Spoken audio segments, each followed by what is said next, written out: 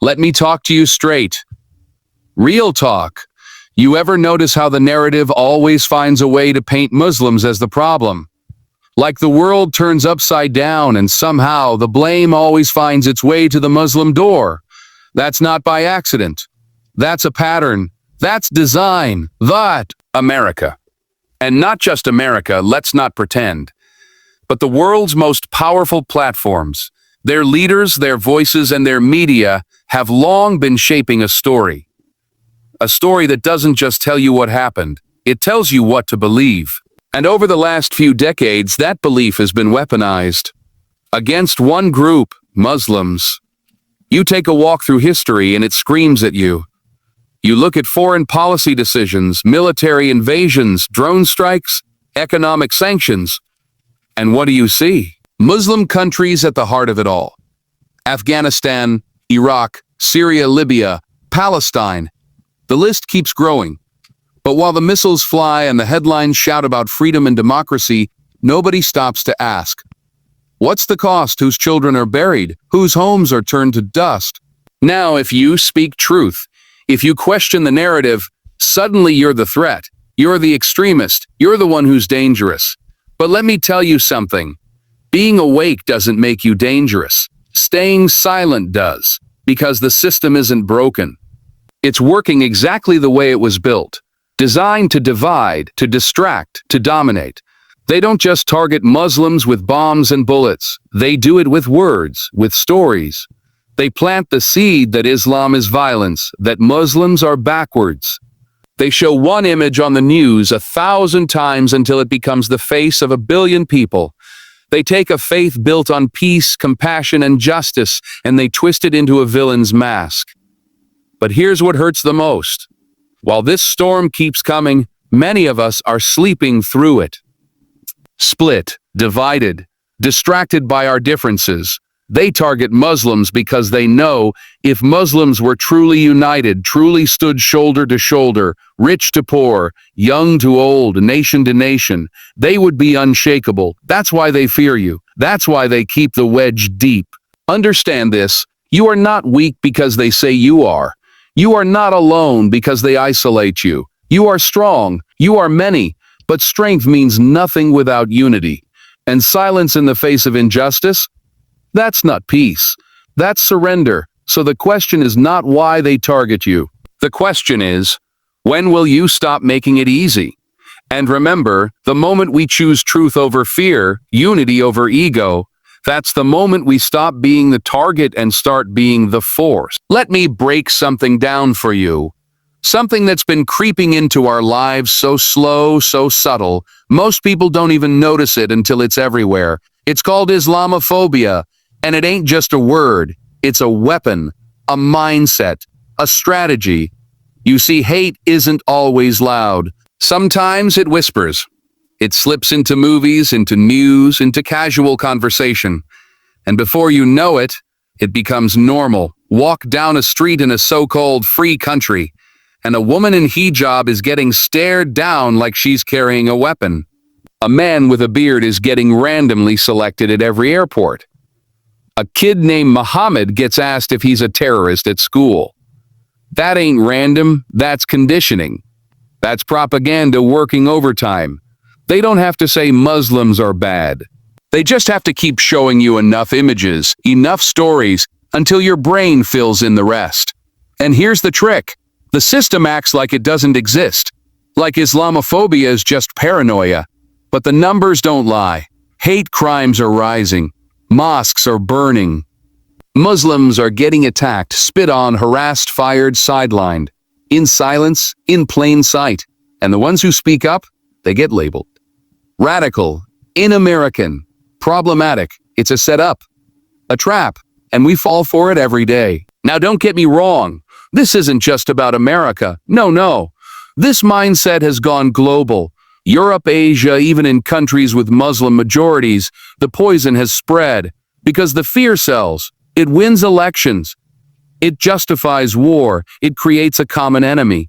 And when you want to distract the people from the real problems, poverty, corruption, injustice, what's easier than pointing the finger at Muslims? Let's tell the truth here. Islamophobia isn't just about individual hate. It's about systems built to marginalize a people, to control a narrative, to silence a truth. And the sad part is, it's not new. This playbook is old. It's been used against others before. But now it's being fine-tuned, modernized, aimed directly at Muslims. And the world watches it happen like it's entertainment. So what do we do? What's the answer? First, you stop pretending this is just how things are. You name it. You call it out, loud, clear. You educate, you stand up. You stand up. You speak up. And not just when it's convenient. You do it when it's uncomfortable, when it's risky. Because when they push this fear into the world, they're not just targeting your religion. They're trying to erase your humanity. Don't let them. Not now, not ever. And always remember this. Once you recognize the power of your identity, their fear becomes your fuel. Let me put it like this. War is big business. Hate is profitable. Division, that's money in the bank for some of the most powerful people on this planet.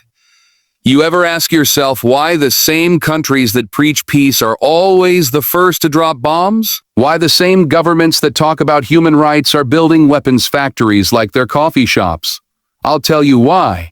Because behind all the speeches, behind the handshakes and headlines, there's a system that makes billions off of bloodshed. And right at the center of that game are Muslims. They don't go to war for freedom. They go to war for contracts, for oil, for land, for control. But they can't sell that to the public. No. So what do? They package the war, they rebrand it. They give it a name like Operation Freedom or War on Terror. They tell you they're going to protect the world. But in the fine print, they're protecting profits. You look at Iraq, you look at Afghanistan, Libya, Syria, Yemen. You think those were accidents? You think those were spontaneous uprisings or random invasions? No, those were investments. They destabilized those places by design. And every missile fired, every drone strike launched, every bullet sold, someone, somewhere cashed a check. That's the reality. That's the ugly truth behind the polished speeches and polished suits. But here's the sick part. They don't just sell weapons. They sell fear. They sell the idea that Muslims are the enemy, that Islam is something to be watched, controlled, feared. And when people are afraid, they're easier to manipulate, easier to control, easier to convince that dropping bombs is somehow an act of peace. And when innocent men, women, and children get caught in the middle, when a village gets erased overnight, they call it collateral damage, like it's some minor inconvenience. Let me tell you something. When you value profit over people, when you turn human lives into statistics on a spreadsheet, you lose your soul. But that's the system we're living in. One where human suffering is just part of the business model, and we can't talk about war without talking about media. Because the media is their megaphone, their hype man. Always selling the next conflict, always framing the story so the aggressor looks like the victim, and the victim looks like the threat. That's no accident. That's strategy. That's why people can watch bombs fall on Gaza or see refugee camps full of Muslim children and just scroll past like it's background noise.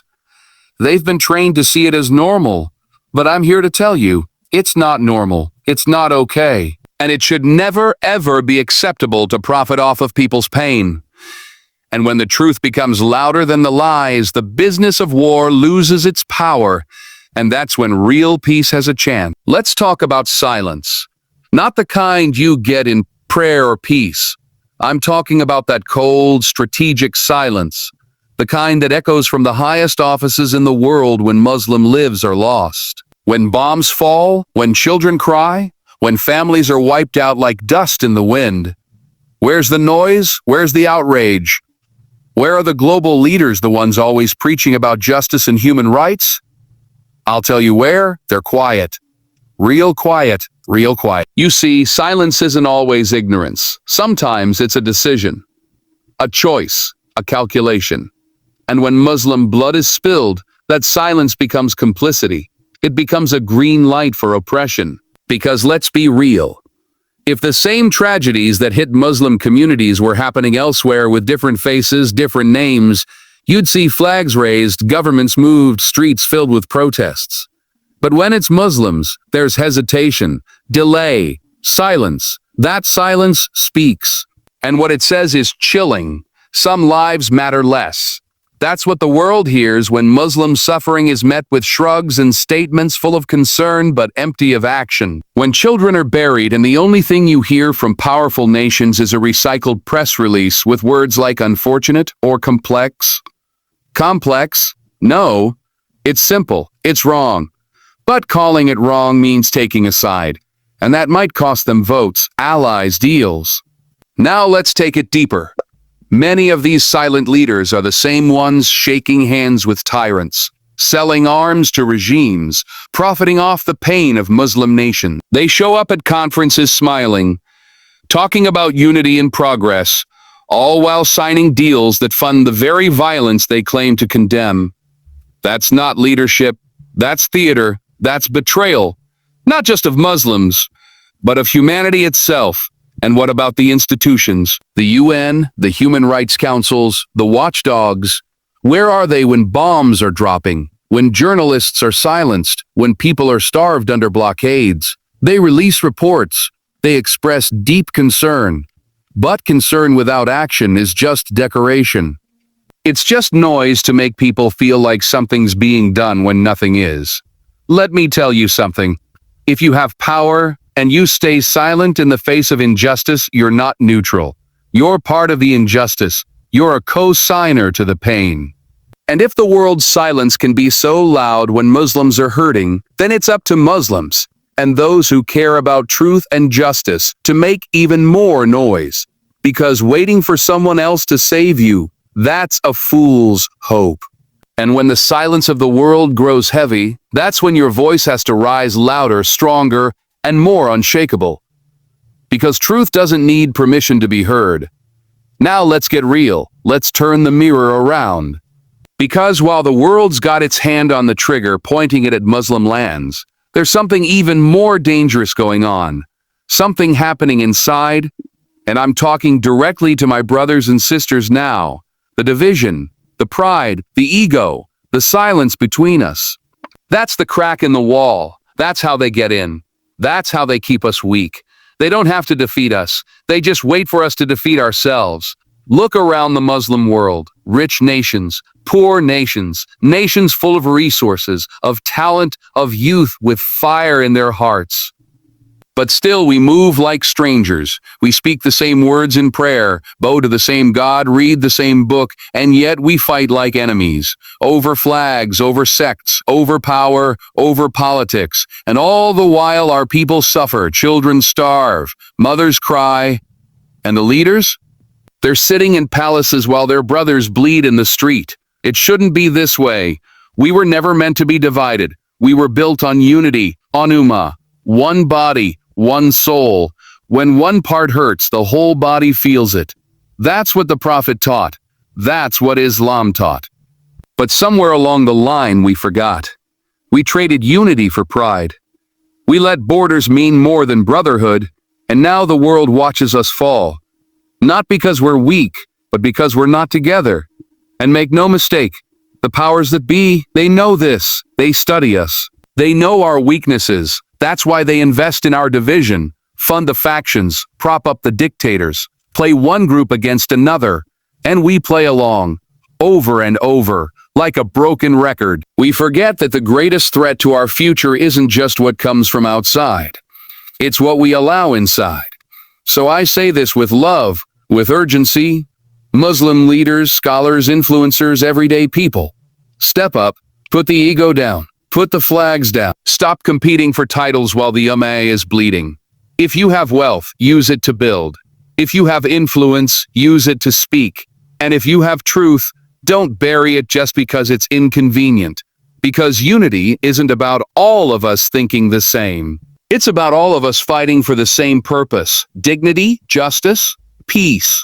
It starts with respect, with listening, with stepping out of your own comfort and recognizing that your neighbor's struggle is your own. And let me tell you this, The day we put our hearts before our pride, our people before our politics, that's the day the world will see what a united Muslim Ummah really looks like.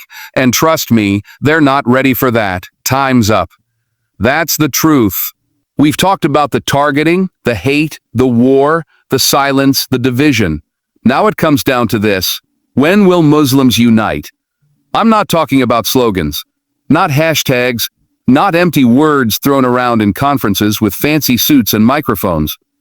I'm talking about real unity. On the ground, in the heart, in action. Look, we've seen what disunity brings. We've lived it. We've buried our children in it. We've watched our homes burn in it. The world knows how to play us because we keep showing them the same playbook. But imagine, just imagine, if we turned the page, if we actually stood as one. Not Sunni, not Shia, not Arab, not non-Arab. Just Muslim, just human. One body, one voice, one purpose. You think we don't have the power? Let me tell you something. Muslim nations hold the keys to some of the most valuable resources on earth. Oil, gas, trade routes, strategic geography. A billion voices that can shift the tone of the world. But right now, that voice is scattered, it's whispers, it's hesitation. Because too many are chasing position over purpose, power over people. But here's the secret. The world fears a united Muslim Ummah. That's why they work so hard to keep you divided. That's why every time you try to rise, they throw distractions in your path. War, media narratives, internal chaos. Because deep down they know if Muslims ever came together, truly together, with compassion, with discipline, with love and strategy, the game would change. And not just for Muslims, but for oppressed people everywhere. But unity takes work. It takes sacrifice. It takes letting go of small fights to win a bigger war. It means building institutions, not just reacting to crises. It means defending each other like family, not just when it's trending, not just when it's easy, but always. It means seeing a Palestinian child as your child, a Rohingya refugee as your brother, a Uyghur mother as your sister, because they are. And if you're sitting there waiting for someone else to make the first move, you're already late. Unity starts with you. With how you speak, how you act, who you defend, what you support. It starts in your home, your masjid, your school, your heart.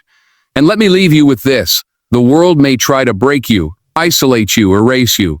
But if you stand together, heart to heart, soul to soul, no force on earth can stop you. Because united, you are not just a people, you are a storm.